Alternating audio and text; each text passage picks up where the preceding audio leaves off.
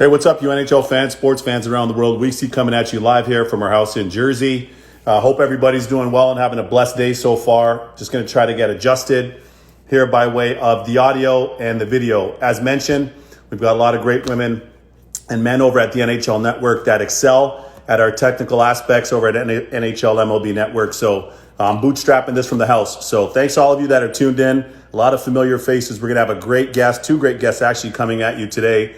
Once again, you all know I'm the sweatiest man in TV, so I'm going to do some dabbing as we go, but just trying to get set up and ensure that we've got all of our audio and everything doing well. Thanks to everybody for tuning in advance. Hope everybody's staying positive, healthy, and upbeat. See a lot of familiar names, NHL fans, NBA fans, hybrid sports fans in general. And as mentioned, we still have a lot of programming for you over on the NHL Network. It's on my shoulder and behind me there. For you NHL fans to stay engaged. And that's exactly what I've been doing since our league's been on pause here on the stream on my social here on IG. So trying to bring you great guests. We got two great guests today and not one of the genius of high performance, physically and mentally, sports performance and business life for that matter. And Tim Grover and his great agent as well, and Sherry Wank, who are already tuned in. We're going to upload them probably within the next 3 minutes or so. A lot of familiar names. See a lot of stars on here. Jordan Binnington, all-star goalie of the St. Louis Blues. We see you on here at Binner. Thanks so much. Citizen JE416, I guess you're back home in Toronto. What's up? Julian, great talk yesterday. Thanks for having me on. That was outstanding. 2020 Dan's Lynch E, good to see you too, man. Thanks for tuning in. So we've got a lot of different fans from around the world that are tuned in. A lot of you that are NHL fans. Thanks to James Neal yesterday, the Edmonton Oilers as well, who tuned in and who joined the show. But we got something real impactful for you. And, you know, every show is impactful in its own way. So we want to keep this one as uplifting for you NHL fans and you sports fans as possible. And with that, we're going to have outstanding content here. So make sure that you're tuned in. I see M_Dwyer06 from Niagara Falls back home on the Ontario side. What's up? Hope everything's cool for you in the Falls on the Ontario side and the Buffalo side as well. Inspected by Jimmy. I appreciate that, man. Thank you so much. Classic Girl 117. I see you on there. My bro up in Calgary, Steve, and everybody, the family up in Calgary. Hope you're doing well. And our fam there in Calgary and also back in Toronto. Hope you're doing well too. But again, make sure that you get your popcorn ready. But more importantly, get your pen, get your notepad. You know, I like bringing you NHL fans inside the ropes, behind the scenes, inside the boards, inside the arena, taking you places where you otherwise can't necessarily get to give you some insight and some expertise that you otherwise couldn't get. What's also pretty fitting about this too is that for those of you that know me well, and a lot of you do, I grew up aspiring to play in the NHL. I was 6 years old going to school in Toronto, and I knew I wanted to play in the NHL. That was my thing. I wanted to be an NHL goalie. But for those of you that know me even better, you'll know that I love Michael Jordan. You know that I grew up idolizing him. I watched all the tapes, watch all the inside stuff, Come Fly With Me, Airtime, all the Jordan videos that were out I could get my hands on. And at our high school back home, I would go into the library and read the Sports Illustrated to see as much as I could find. Also did that at the newsstand and a lot of the convenience stores back home too, just to get a glimpse and see what they were doing, see what he was up to, what all the great players in different sports, Wayne Gretzky in our sport, Merrill Lemieux, all the Jerry Rice, Joe Montana, just trying to get a sense of what they did to make them who they are. And that was extremely important to me because that's how I was learning. You know, we didn't have YouTube at that time. For those of you that are in and around my generation, you know that there was Encyclopedia Britannica, Sports Illustrated, Hockey News, and those types of publications. So that's how we were able to learn. A lot of familiar names. JL Pats 12, I see you on here from Tampa. Philly Matt B, thanks so much for tuning in. Who else do we have on here? Brian Road, remember the days at Ice Sports Scarborough? Of course, 100%. That's a big part of being here. I see my man Steve. What's up, Steve? Who else do we have on here?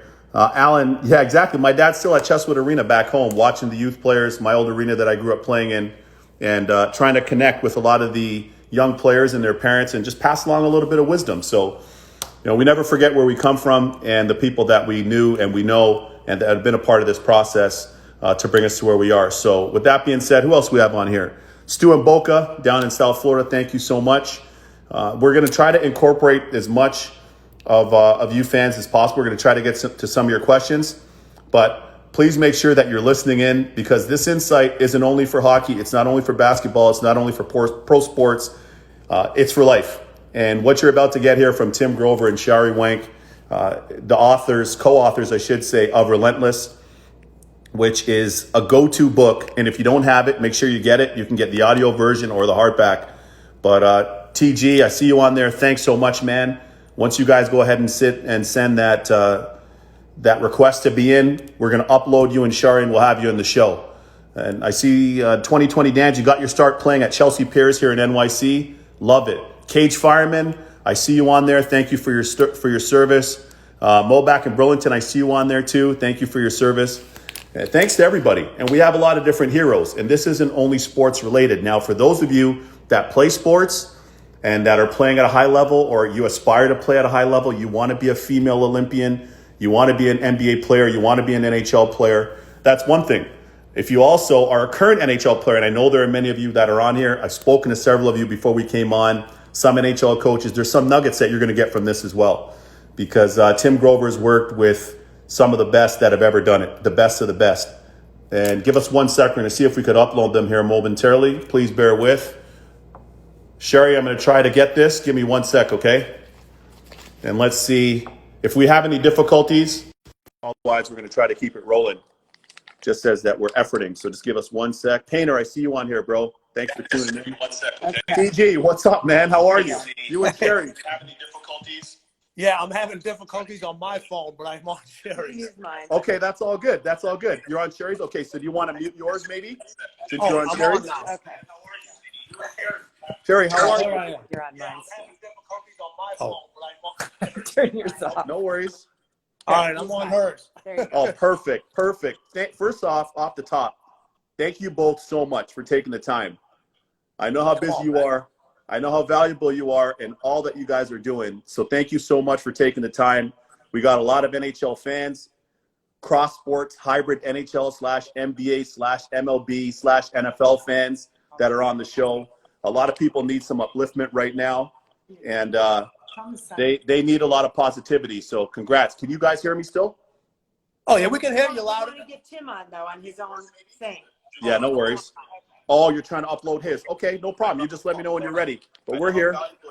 We're just not getting the request. So thank you so much. No problem. She got the... A lot of NHL fans, cross sports, hybrid NHL. Give me 1 sec. /MLB/NFL fans. Because I think we can only go with one at a time. Hold on 1 sec. Then send me the request. Okay, you want me to send it to you? Yeah, send it to Tim. Take her off. Okay, perfect. You guys hang up, and then we'll send it to Tim, okay? Hey. All right, thank you. Thanks. All right, guys, bear with us 1 sec. I'm going to try sending this to Tim. Give me 1 second, okay? We're going to see if we can bring him into the show. Katie, what's up? How are Charlie and the boys? Oliver, brother. Okay, we're rocking now? Yes, sir. That's incredible. Hey, let's take it from the top. Thank you both so much. Appreciate you taking the time. Thank you all so much. We know that time is valuable. My parents and my dad specifically always said time is money. So we appreciate you taking the time. You guys are coming to us from Chicago, I take it?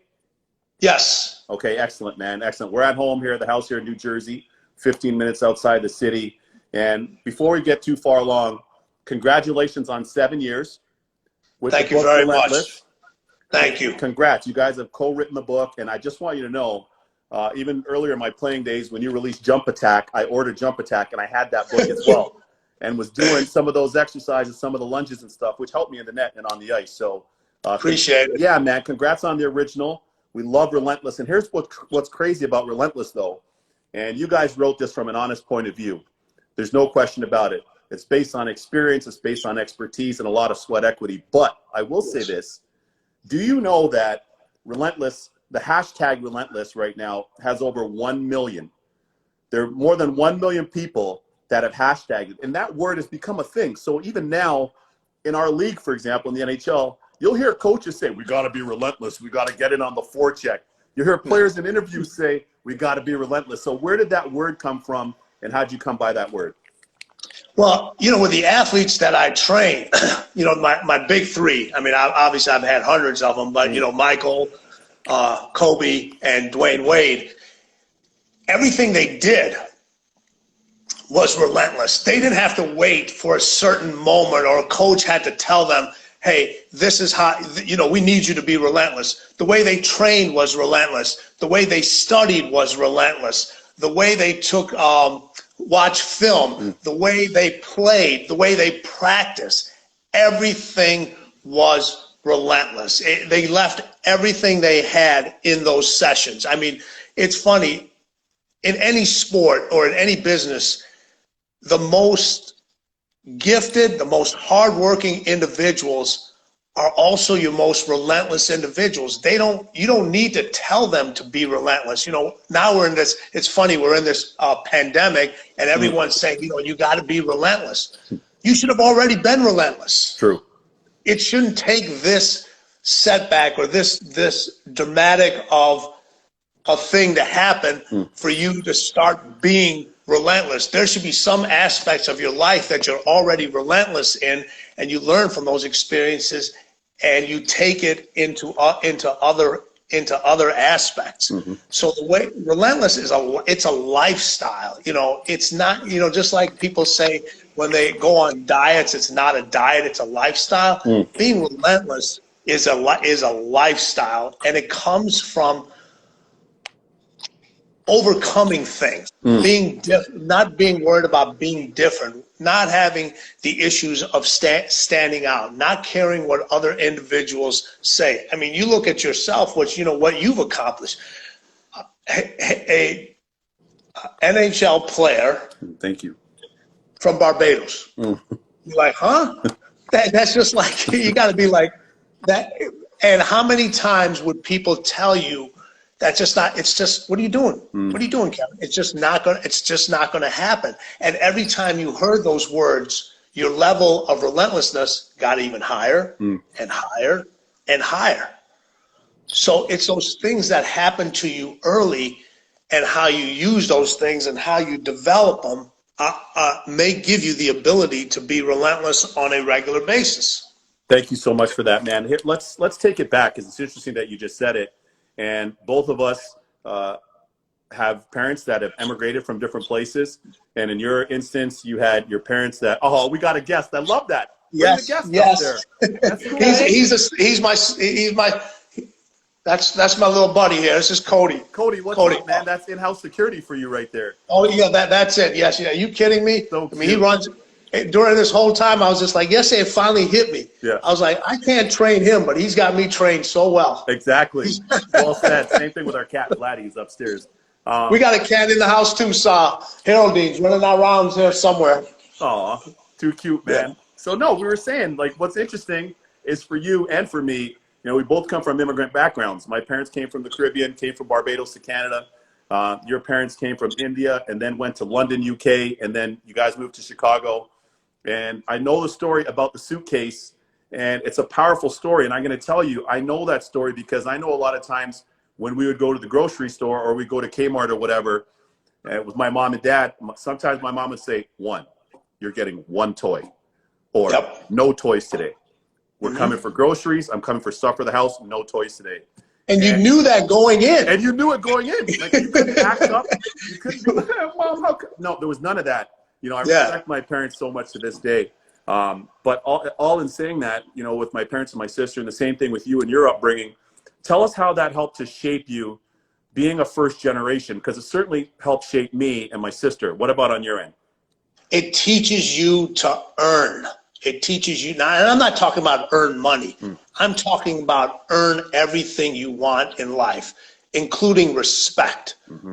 When something is when it's just given to you, you go in and, you ask for this, this, and this, it's given to you. There's a big difference between earning what others have and what you want than asking for somebody else just to give it to you. You learn so much from the sweat equity and all the other things to be like, hey, I want to earn this. And when you earn it comes that respect. This isn't about it isn't too many times when people feel like they have to earn things, they're worried about whether people are going to like them or not, because when you earn things, it creates distance between you and those other individuals. Our parents had to earn everything, so it was easy for us to see, and it was embedded in us. You know, now too many times things are not earned; they're given.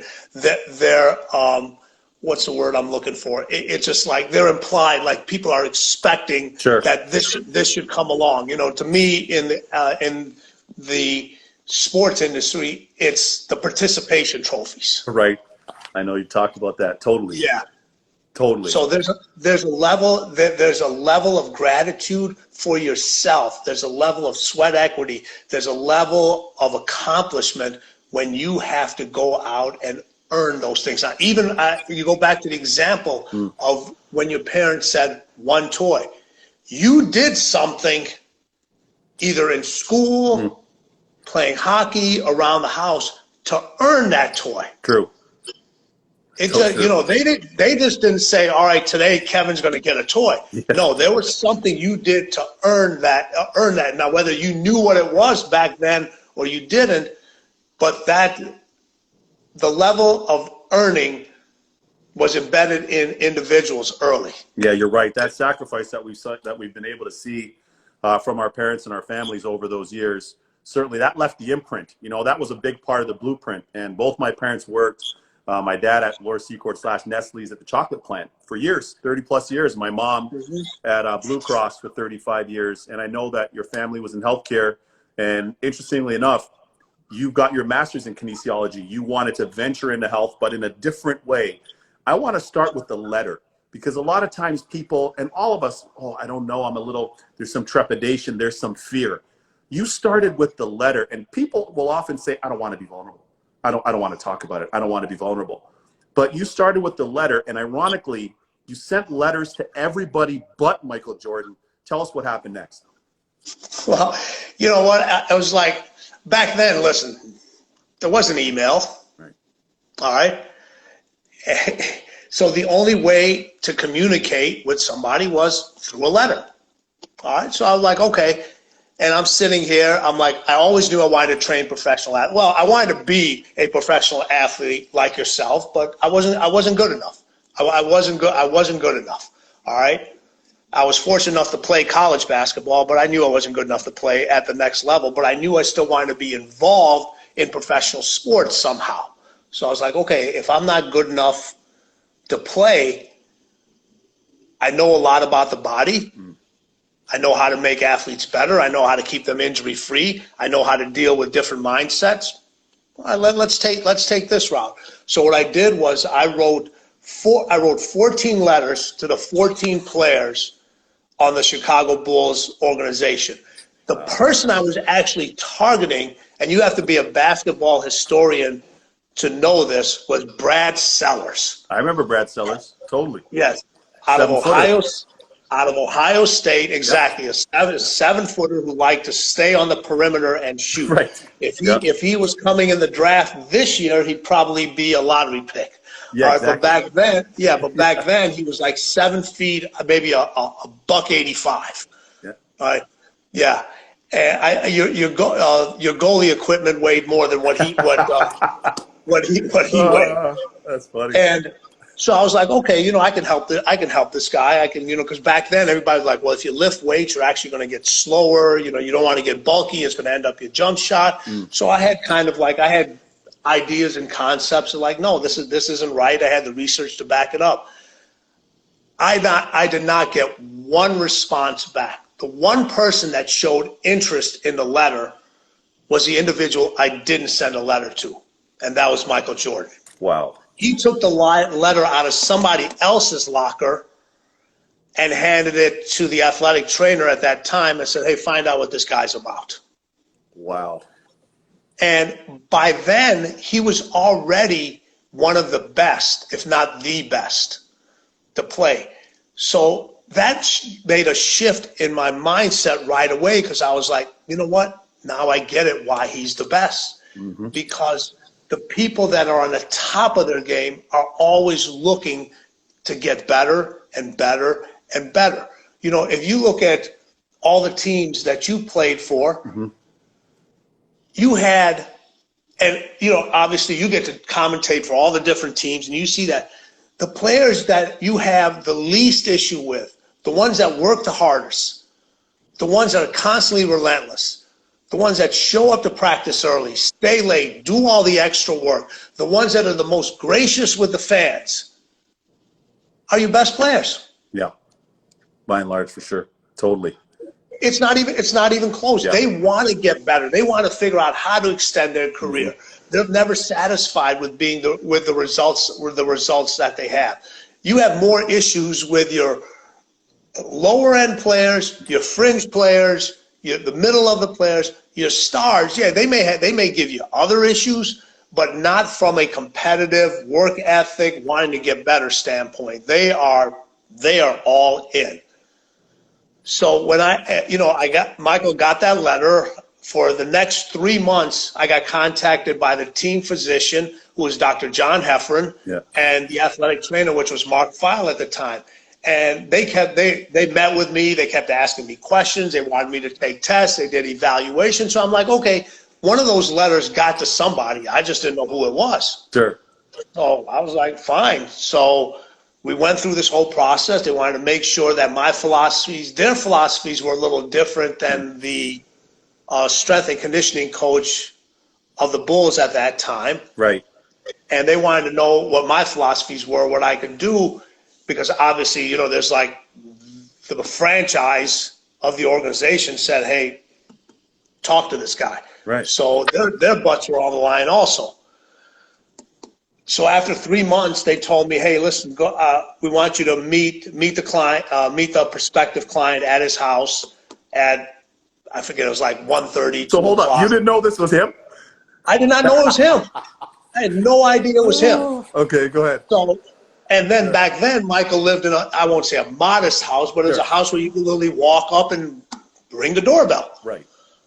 All right. So I walk up, I ring the doorbell, all right, and he answers the door. Wow. All right. First mistake, I'm wearing Converse. Yeah. Well, and the first thing he did was he looked down at my shoes. Right. All right. So I took them off before I got, you take off shoes when out of respect, but totally. It was just like, yeah. But I also had a big hole in my sock, so I'm like, all right, what do you go with? Sure. So he took me downstairs to the basement. He talked to me for about 30 minutes, explained to me your philosophy, explained to me what you can do, how this is gonna benefit my game, because he's heard all the things where, if you get bulky, you're not going to be as explosive. You're not going to be as flexible. It's going to throw off your shot. And I kind of laid out a plan for him to say, hey, this is what's going to happen in 30 days. I said, yes, initially your shot is going to need some adjustment. This is how you're going to feel. This is what's going to go on. And he goes, this sounds too good. I said, give me 30 days. We didn't discuss money. We didn't discuss term. Nothing. None of that. We were just auditioning, basically. I was auditioning, but the one thing that I was never a starstruck person. So that was the one thing my parents always taught. Never be a starstruck person. All right. What you have to say is just as valuable as the other person, no matter what level they're at, as long as you know what you're talking about. True. And then you talk about different cultures. I don't know about how your parents felt, but in the Indian culture, education is extremely important. Barbados has an almost 100% literacy rate, so it's important there too. Yeah, because all British, right? Exactly. Totally get it. Yeah. It's extremely important. My dad always used to say, listen, they can take everything away from you, but they can't take away your education. Right. Yeah. So I kind of laid the plan out, and he just said, I said, what? He goes, all right, let's do this. I said, when do you want to get started? He said, tomorrow. Just like that. Just like that. He said tomorrow. So I was like, okay. He goes, how long is it going to take you to equip this? He gave me this little space in the basement. I said, I need to be in the house by 7 a.m. to take, by the time you get done with practice, everything will be set up. So I literally went out that day and bought all the equipment off of my own credit card. Wow. Off my own thing. I put the own charges on there. I said, here it is.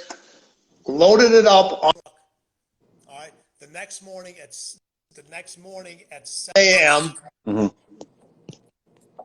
I'm at his house, unloading the stuff, putting everything together, make sure everything is set up, the rubber flooring, the benches, the weights, whatever I needed on that particular to get this thing started. By the time he got back from practice, which was about 1:30, I was ready to go. But all that comes by way of the upbringing, by way of seeing your parents, by way of going to work with your dad that you talked about before. Your sound's great. Hold on, Kev. Yeah, no problem. That good? Hello? Yeah, you got me? Yeah, for some reason my sound is really low all of a sudden. I can't hear How's that? You got me now? No, I don't think so. It's you. Pump your volume back up again. My volume is up as high as it can go. Okay, can you hear me now? Is that better? How about now? I don't think anything changed. You got me now? Better? Stop showing video. Came from. What are you gonna wait? I can hear you. You can hear me? I got you. All right. For some reason, I can't hear you very well. I don't know what happened. I'll call you right back. Yeah, call me back. I'll call you right back. Thank you. You're welcome.